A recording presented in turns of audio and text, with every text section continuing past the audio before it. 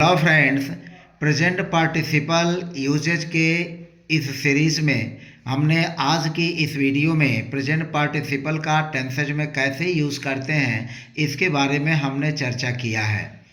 Present participle verb का वह form होता हुआ रूप होता है जिसमें इंग जुड़ा रहता है, अर्थात वर्ब की बेस फॉर्म में हम जब आईएनजी जोड़ लेते हैं तो जो रूप बनता है वही प्रेजेंट पार्टिसिपल कहलाता है। प्रेजेंट मीन्स वर्तमान और पार्टिसिपल मीन्स कृदंत, यानी प्रेजेंट पार्टिसिपल का हिंदी रूप है वर्तमान कृदंत। और इस तरह से जो प्रेजेंट पार्टिसिपल का यूज कंटिन्यूअस टेंसों में करते हैं तो उसका अर्थ निकलता है पढ़ रहा, पढ़ रही, पढ़ रहे, खा रहा, खा रही, खा रहे, जा रहा, जा रही, जा रहे। यानी वर्ब की बेस फॉर्म में जब हम आईएनजी जोड़ते हैं, जैसे रीडिंग है तो रीडिंग का अर्थ निकलेगा पढ़ रहा, पढ़ रही, पढ़ रहे। इसी तरह से गोइंग का अर्थ निकलेगा जा रहा, जा रही, जा रहे। ईटिंग का अर्थ निकलेगा खा रहा, खा रही, खा रहे। और इसी तरह से रनिंग का अर्थ निकलेगा दौड़ रहा, दौड़ रही, दौड़ रहे। स्विमिंग का अर्थ निकलेगा तैर रहा, तैर रही, तैर रहे। प्लेइंग का अर्थ निकलेगा खेल रहा, खेल रही, खेल रहे। तो इस तरह से प्रेजेंट पार्टिसिपल जो वर्ब की बेस फॉर्म में आईएनजी जोड़ने पर बनता है, इनका अर्थ रहा, रही, रहे पर निकलता है। 6 कॉन्टिन्यूअस टेंसेज में मैं इस वीडियो में केवल 3 continuous tense, present continuous tense, past continuous tense और फ्यूचर कॉन्टिन्यूअस टेंस को लिया है। बाकी के 3 टेंसेज को हम अगली वीडियो में समझेंगे क्योंकि वीडियो बहुत लंबी हो जाएगी। प्रेजेंट कॉन्टिन्यूअस का जो स्ट्रक्चर होगा, सब्जेक्ट और वर्ब बी में इज एम आर का यूज होगा और वर्ब की बेस फॉर्म में आईएनजी यानी प्रेजेंट पार्टिसिपल। इसके बाद यदि ऑब्जेक्ट आया है या कॉम्प्लीमेंट आया है, जो भी रहेगा उसको हम लिख लेंगे। पास्ट कॉन्टिन्यूअस टेंस का स्ट्रक्चर जो बनेगा वह होगा सब्जेक्ट और वर्ब बी में वाज और वर का यूज होगा और फिर वर्ब की बेस फॉर्म में आईएनजी यानी प्रेजेंट पार्टिसिपल। फिर फ्यूचर कॉन्टिन्यूअस टेंस में सब्जेक्ट और फिर विल बी या शैल बी का यूज करेंगे और वर्ब की बेस फॉर्म में आईएनजी जोड़ करके इस विल बी या शैल बी के बाद पुटअप कर देंगे। तो इस तरह से हमने इस वीडियो में केवल present continuous tense, past continuous tense और फ्यूचर कॉन्टिन्यूअस टेंस के इन तीनों स्ट्रक्चर्स को लेकर के माध्यम से चीज़ों को स्पष्ट किया है। तो आप देख सकते हैं कि प्रेजेंट कॉन्टिन्यूअस टेंस जिसको हम वर्तमान सतत काल या निरंतर सतत काल भी कहते हैं, पास्ट कॉन्टिन्यूअस टेंस जिसको भूत सतत काल या भूत निरंतर काल कहते हैं, या फ्यूचर कॉन्टिन्यूअस टेंस जिसको भविष्य सतत काल या भविष्य निरंतर काल भी कहते हैं। तो इन्हीं 3 टेंसों को बेस बना करके मैंने एग्जाम्पल के माध्यम से प्रेजेंट पार्टिसिपल के यूजेस के बारे में चर्चा किया है। तो आइए वीडियो को शुरू करते हैं और एक एक करके टेंसेज को प्रेजेंट पार्टिसिपल के यूज के द्वारा समझते हैं। इन 3 टेंसों प्रेजेंट परफेक्ट कॉन्टिन्यूअस टेंस वर्तमान अपूर्ण सतत काल या वर्तमान अपूर्ण निरंतर काल, पास्ट परफेक्ट कॉन्टिन्यूअस टेंस भूत अपूर्ण सतत काल या भूत अपूर्ण निरंतर काल, और फ्यूचर परफेक्ट कॉन्टिन्यूअस टेंस जिसे भविष्य अपूर्ण सतत काल या भविष्य अपूर्ण निरंतर काल कहते हैं। हमने इन 3 प्रकार के टेंसेज को आज की इस वीडियो में नहीं लिया है। बाकी 3 टेंसों प्रेजेंट कॉन्टिन्यूअस, पास्ट कॉन्टिन्यूअस और फ्यूचर कॉन्टिन्यूअस को लिया है। तो पहले हम इनकी समरी को देख लेते हैं ताकि एक ही बार में पूरा कंसेप्ट हमारे दिमाग में आ जाए। सारांश क्या है, समरी क्या है? टेंस में होगा प्रेजेंट कॉन्टिन्यूअस टेंस, इसमें यूज करेंगे इज एम आर का और वर्ब की बेस फॉर्म में आईएनजी यानी प्रेजेंट पार्टिसिपल का रूप। दूसरा है भूत सतत काल, पास्ट कॉन्टिन्यूअस, इसमें वाज और वर का यूज करते हैं सब्जेक्ट के बाद और उसके बाद वर्ब की बेस फॉर्म में आईएनजी जोड़कर यानी प्रेजेंट पार्टिसिपल। फिर तीसरा है फ्यूचर कॉन्टिन्यूअस टेंस, इसमें विल बी या शैल बी सब्जेक्ट के बाद आता है और फिर वे वर्ब की बेस फॉर्म में इंग जोड़ करके यानी प्रेजेंट पार्टिसिपल का यूज कर लेते हैं। तो इस तरह से इन तीनों टेंसों को यूज के लिए एक समरी टेबल है जिसको आप आसानी से समझ सकते हैं और एक बार में सारी चीज़ें दिमाग में क्लियर कंसेप्ट के रूप में आ जाती हैं। अब एक एक करके हम टेंसों को समझते हैं। पहला टेंस है present continuous tense. Present continuous tense की जो पहचान होती है हिंदी वाक्यों के अंत में आता है। रहा है, रही है, रहा हूँ, रहे हो, इस तरह का आता है हिंदी वाक्य के अंत में। जैसे मैं पढ़ रहा हूँ तो अंत में आया हुआ वाक्य के रहा हूँ। जा रही है तो अंत में आया हुआ है रही है। तुम खेल रहे हो तो अंत में आया हुआ रहे हो। इसका स्ट्रक्चर क्या है? सब्जेक्ट के बाद इज, एआईएम या आर का यूज होगा और वर्ब की बेस फॉर्म में आईएनजी यानी प्रेजेंट पार्टिसिपल। अगर सब्जेक्ट आई है तो उसके साथ एम का यूज करेंगे। यदि सब्जेक्ट सिंगुलर है तो उसके साथ इज का यूज करेंगे और यदि सब्जेक्ट प्लूरल है तो उसके साथ आर का यूज करेंगे। एग्जाम्पल देखते हैं एक एक करके। पहला एग्जाम्पल है मैं आ रहा हूँ। यहाँ देखें वाक्य के अंत में है रहा हूँ, तो यह प्रेजेंट कंटिन्यूअस है तो इसका होगा आई एम कमिंग। आई के साथ एम का यूज करेंगे और प्रेजेंट पार्टिसिपल हो जाएगा कमिंग। आई एम कमिंग, मैं आ रहा हूँ। वह खेल रहा है तो यहाँ रहा है प्रेजेंट कंटिन्यूअस को सूचित कर रहा है, ही इज प्लेइंग। तो इस तरह से आप देख रहे हैं कि प्रेजेंट कंटिन्यूअस टेंस उन एक्शंस को सूचित करता है जो अभी यानी वर्तमान समय में जारी है, यानी वर्तमान समय में काम के होने की सूचना देता है प्रेजेंट कंटिन्यूअस टेंस। तुम नहीं दौड़ रही हो तो यहाँ पर देखें यू आर नॉट रनिंग। यहाँ रनिंग प्रेजेंट पार्टिसिपल है और यू सब्जेक्ट है। यू सब्जेक्ट प्लूरल है तो इसके साथ आर वर्ब आया और चूंकि वाक्य नेगेटिव है तो यहाँ पर नॉट भी हो गया। तो यू आर नॉट रनिंग, तुम नहीं दौड़ रही हो। वे नहीं खा रहे हैं तो सब्जेक्ट है दे, कर्ता, उसके बाद दे चूंकि सब्जेक्ट प्लूरल है तो आर का यूज करेंगे, दे आर। उसके बाद हो जाएगा वाक्य नेगेटिव है तो नॉट। तो they are not eating, eating present participle. Eating means खा रहा या खा रही या खा रहे, जैसा भी हो। तो वे नहीं खा रहे हैं तो they are not eating, eating means खा रहे। क्या सूरज चमक रहा है? यह वाक्य प्रश्नवाचक है तो इसमें चूंकि क्या सबसे पहले आया है तो इज को ही हम पहले लिखेंगे और द सन सिंगुलर है तो उसके अनुसार इज हो गया। तो is the sun shining, is the sun shining, shining means चमक रहा। Is the sun shining. वह क्यों नहीं चिल्ला रही है? तो यहाँ देखें यह चूंकि वाक्य प्रश्नवाचक है और वाई से शुरू होगा क्योंकि वाक्य प्रश्नवाचक शब्द जो है क्यों बीच में आया हुआ वाक्य के कर्ता के बाद है। तो why is she not crying, वह क्यों नहीं चिल्ला रही है? Why is she not crying. Not को हम सब्जेक्ट के बाद रखेंगे और इज जो है सब्जेक्ट के पहले रहेगा। तो why is she not crying. खिलाड़ी क्या कर रहे हैं? तो what are the players doing, what are the players doing. Players subject जो है प्लूरल है तो आर का यूज होगा। What are the players doing. हम कमरे में सो रहे हैं तो we are sleeping in the room.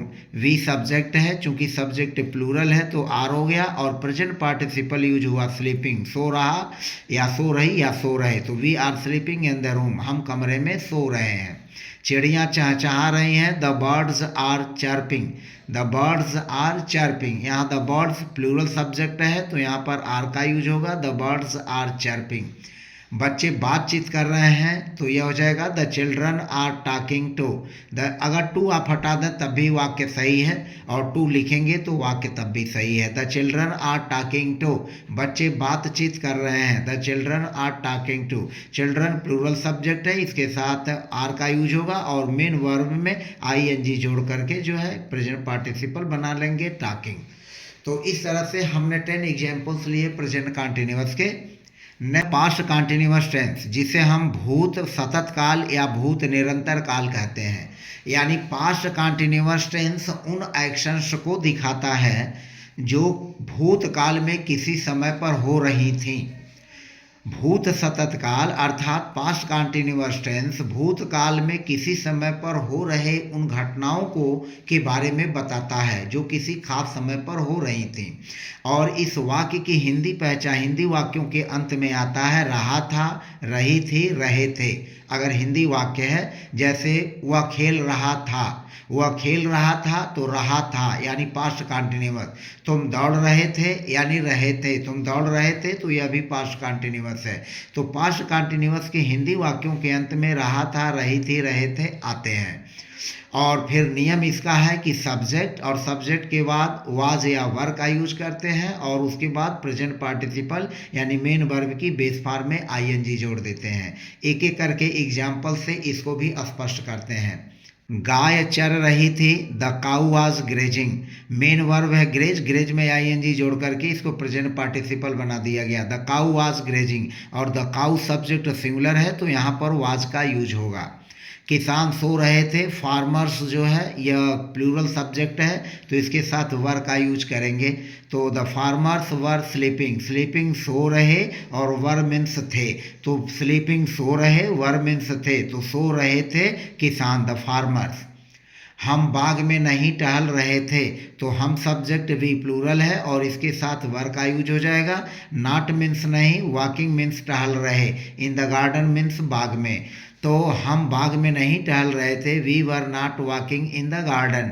Were not, were के बाद नॉट का यूज होगा, यानी जो वर्ब टू बी का रूप है और जो मेन वर्ब है उसके बीच में हम निगेटिव वर्ड को रखते हैं। तो we were not walking in the garden, we were not walking in the garden. सूरज पश्चिम में नहीं डूब रहा था, तो the sun was not setting in the west. यहाँ द सन सिंगुलर सब्जेक्ट है, इसके साथ सिंगुलर वर्ब वाज आया, उसके बाद मेन वर्ब सेट में आईएनजी जोड़ करके सेटिंग कर दिया गया और इस मेन वर्ब और जो वर्ब टू बी का रूप है उसके बीच में नॉट का यूज हुआ। तो the sun was not setting in the west, सूरज पश्चिम में नहीं डूब रहा था। लड़कियां कहाँ से आ रही थी, तो कहाँ से, तो from where were the girls coming, from where were the girls coming. सभी लड़के यहाँ नहीं दौड़ रहे थे, तो ऑल द बॉयज यह सब्जेक्ट है, सब्जेक्ट चूंकि प्लूरल है तो वर का यूज हो जाएगा। All the boys were not running here.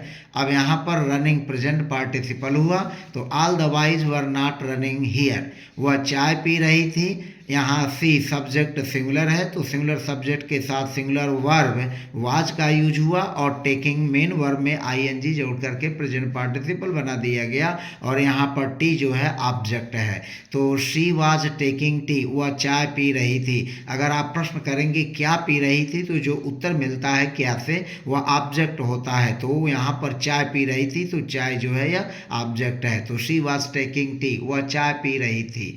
तो हमने 7 एग्जाम्पल के माध्यम से पास्ट कंटिन्यूअस के बारे में जाना जिसमें प्रेजेंट पार्टिसिपल का यूज किया गया। फ्यूचर कंटिन्यूअस टेंस में प्रेजेंट पार्टिसिपल का भी यूज कैसे करते हैं इसकी भी चर्चा कर लेते हैं और समझ लेते हैं कि हम फ्यूचर कंटिन्यूअस टेंस में प्रेजेंट पार्टिसिपल का यूज किस तरह से करते हैं। फ्यूचर कंटिन्यूअस टेंस उन एक्शंस को दर्शाता है जो भविष्य में किसी खास समय पर हो रही होंगी, यानी वह उन एक्शंस को सूचित करता है जो किसी खास समय में भविष्य में होने वाली घटनाओं की सूचना देता है जो उस समय चल रही होंगी। तो इसका पहचान होता है रहा होगा, रही होगी, रहे होंगे, रहा होगा। यह हिंदी वाक्य होता है, हिंदी वाक्यों के अंत में आता है, जैसे रही होगी, रहा होगा, रहे होंगे, रहा होगा। और इसका नियम जो है, स्ट्रक्चर जो है, सब्जेक्ट के बाद विल बी या शैल बी का यूज करते हैं और विल बी शैल बी के बाद वर्ब की बेस फॉर्म में आईएनजी जोड़ लेते हैं। तो आईएनजी जोड़ करके प्रेजेंट पार्टिसिपल रखते हैं। एग्जाम्पल के माध्यम से एक एक करके इन चीज़ों को समझते हैं। वह कमरे में सो रही होगी। अब यहाँ पर देखें, वह कमरे में सो रही होगी, तो हिंदी वाक्य के अंत में आया है रही होगी, तो यह फ्यूचर कंटिन्यूअस टेंस है। सब्जेक्ट लिखेंगे शी और शी के बाद यहाँ विल बी का यूज करेंगे। She will be sleeping, present participle हो गया इन द रूम, तो she will be sleeping in the room. C वाक्य का सब्जेक्ट हुआ, वर्ब टू बी के रूप में विल बी का यूज हुआ और स्लीपिंग मेन वर्ब यानी प्रेजेंट पार्टिसिपल का यूज हुआ। तो subject plus verb to be का रूप और फिर स्लीपिंग मेन वर्ब यानी V1 इंग। तो she will be sleeping in the room. मैं कल सुबह अंग्रेजी पढ़ रहा हूँगा, तो आई के साथ यहाँ विल बी का यूज हुआ। I will be studying English tomorrow morning, I will be studying English tomorrow morning. यहाँ पर इंग्लिश टुमारो के बाद इन द मॉर्निंग नहीं लिखेंगे क्योंकि केवल सुबह आया हुआ है, तो यहाँ पर लिखेंगे tomorrow morning. I will be studying English tomorrow morning, मैं कल सुबह अंग्रेजी पढ़ रहा हूँगा। वह रात 8 बजे खाना बना रही होगी। यहाँ पर देखें रात 8 बजे समय दिया हुआ है, तो समय दिए होने से यह मत समझिएगा कि 8 बजे यह जो होगा फ्यूचर परफेक्ट कंटिन्यूअस टेंस होगा, ऐसा नहीं है। हम इस प्रकरण को अगली वीडियो में समझेंगे। फिलहाल केवल इतना ही ध्यान रखें, वह रात 8 बजे खाना बना रही होगी, तो she will be cooking food at 8 PM। She will be, she वाक्य का सब्जेक्ट है, will be verb to be का रूप है और कुकिंग प्रेजेंट पार्टिसिपल, तो she will be cooking food at 8 PM, यानी subject plus verb to be और प्लस वी वन का इंग फॉर्म। वे अगले हफ्ते दिल्ली की यात्रा कर रहे होंगे। इस वाक्य का सब्जेक्ट है वे, दे, और दे के साथ यहाँ विल बी का यूज हुआ। They will be travelling, travelling present participle to Delhi next week. They will be travelling to Delhi next week. They will be travelling to Delhi next week. वह उस समय कार्यालय में काम कर रही होगी। यहाँ वाक्य का सब्जेक्ट है शी, शी के बाद यहाँ पर वर्ब टू बी का रूप यूज हुआ विल बी, तो she will be working, working present participle main verb का, in the office at that time, उस समय, एट दैट टाइम उस समय। She will be working in the office at that time. हम आज रात एक फिल्म देख रहे होंगे, तो वाक्य का सब्जेक्ट है वी के साथ यहाँ पर शैल बी का यूज किया गया है। वी शैल बी, और वाचिंग, वाचिंग मीन्स देख रहे, और शैल बी का मतलब होंगे, तो वी शैल बी वाचिंग, देख रहे होंगे, और मूवी टुनाइट, आज रात, तो टुनाइट मीन्स आज रात को, तो we shall be watching a movie tonight, हम आज रात एक फिल्म देख रहे होंगे। आप स्टेशन पर मेरा इंतजार कर रहे होंगे, तो वाक्य का सब्जेक्ट है यू, और यू के बाद यहाँ पर यूज होगा will be. You will be waiting for me at the station. Waiting, waiting जो है यही प्रेजेंट पार्टिसिपल है, मेन वर्ब, यानी वेट के बेस फॉर्म में ING जोड़ करके इसको प्रेजेंट पार्टिसिपल बना दिया गया। तो you will be waiting for me at the station, आप स्टेशन पर मेरा इंतजार कर रहे होंगे। अब मान लीजिए आपको वाक्य नेगेटिव बनाना है कि आप मेरा स्टेशन पर मेरा इंतजार नहीं कर रहे होंगे, तो लिखेंगे यू विल, और विल के तुरंत बाद नॉट लग जाएगा। You will not be waiting for me at the station. आपको वाक्य प्रश्नवाचक बनाना है तो विल पहले लगा देंगे, will you be waiting for me at the station. आपको वाक्य प्रश्नवाचक निगेटिव दोनों बनाना है तो will you not be waiting for me at the station. यदि आप वाक्य को क्वेश्चन वर्ड से जोड़ करके प्रश्नवाचक बनाना है, तो जैसे why will you be waiting for me at the station, और क्वेश्चन वर्ड निगेटिव के साथ बनाना है तो आप लिखेंगे why will you not be waiting for me at the station.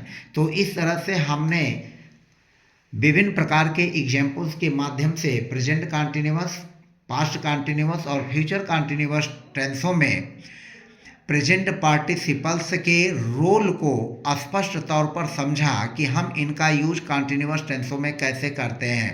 तो इस प्रकार से इस वीडियो के माध्यम से यह प्रयोग सिखाया गया कि वी इंग फॉर्म को हम वर्ब टू बी अर्थात is, am are, was, were, will be, shall be के साथ करेक्टली कैसे यूज करते हैं इन कंटिन्यूअस टेंसों में, इसके बारे में हमने जाना। मुझे पूरा उम्मीद है कि यह वीडियो बिगिनर्स के लिए और जो इंटरमीडिएट लर्नर्स हैं उन दोनों प्रकार के लर्नर्स के लिए जो फ्लुएंट इंग्लिश स्पीक करना चाहते हैं एक्यूरेटली, उनके लिए यह बहुत उपयोगी होगी। मिलते हैं नेक्स्ट वीडियो में। यदि आप मेरे चैनल पर नए हैं तो प्लीज़ चैनल को सब्सक्राइब करना न भूलें, सब्सक्राइब अवश्य कर लें ताकि आपको मेरे वीडियोज़ के नोटिफिकेशंस मिलते रहें, और बेल आइकन भी दबाना न भूलें। मिलते हैं नेक्स्ट वीडियो में, धन्यवाद।